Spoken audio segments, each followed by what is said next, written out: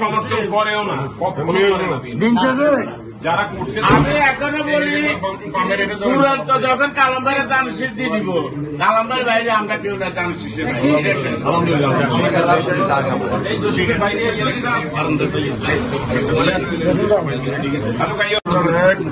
থেকে আমরা এক মঞ্চে রাজনীতি করে আসছি।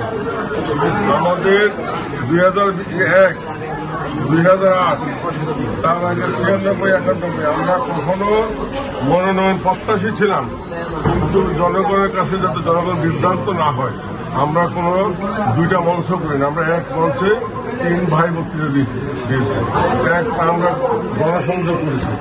একজন যদি না আসতে পারতাম বলতাম ভাই আজকে আমরা আসতে পারি না। কিন্তু আমার মনে হচ্ছে এই কোনো একটি অদৃশ্য শক্তি বা তৃতীয় শক্তি যেটাই বলে আমাদের ধানের শীষের জোয়ার দেখে আমাদেরকে এই জোয়ার এবং এই বিজয় ছিনিয়ে নেওয়ার জন্য একটা তৃতীয় শক্তি আমাদেরকে ডিস্টেন্স বা দ্বিধা বিভক্তি করার জন্য উঠে পড়ে লেগেছে। এটা কিন্তু দৃশ্যমান।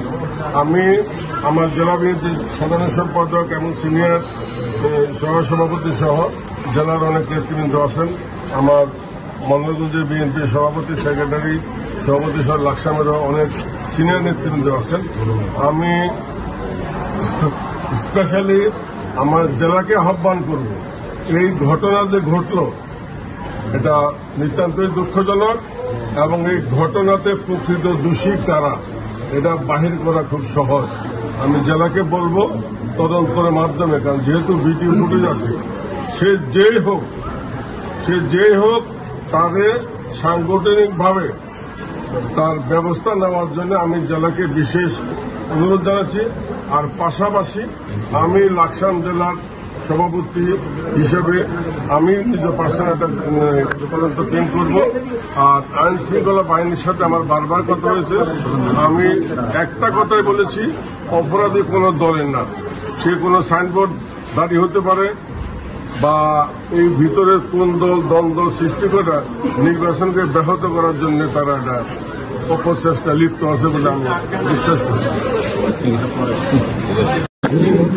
আমরা আমাদের নেতৃবৃন্দ যারা আহত হয়েছে তাদেরকে দেখতে এসেছিলাম। আমাদের দোলা এখানে ছিল, রাতে হয়তো উনি রিলিজ দিয়ে চলে গেছে, আমরা ওনাকে পাইনি। আজকে আমরা বলতে চাই যারা এই ঘটনায় জড়িত তাদের বিরুদ্ধে আমরা সাংগঠনিক ব্যবস্থা নেব। আমরা এই ধরনের কোনো ঘটনা চাই না, এটার পুনরাবৃত্তি হোক। আমরা সাংগঠনিক ব্যবস্থা নেওয়ার জন্য ইতিমধ্যে আমরা 3 সদস্য বিশিষ্ট একটা কমিটি গঠন করেছি, কমিটি তদন্ত করছে এবং ইনশাল্লাহ আমরা অনতিবিলম্বে দোষীদের বিরুদ্ধে সাংগঠনিক ব্যবস্থা এবং আইনগত ব্যবস্থা নেওয়ার জন্য পড়াশোনা করতে হবে।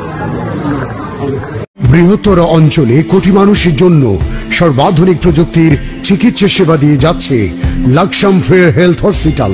Laksam fair health hospital, Shanta complex, দক্ষিণ বাইপাস রোড, লাকসাম।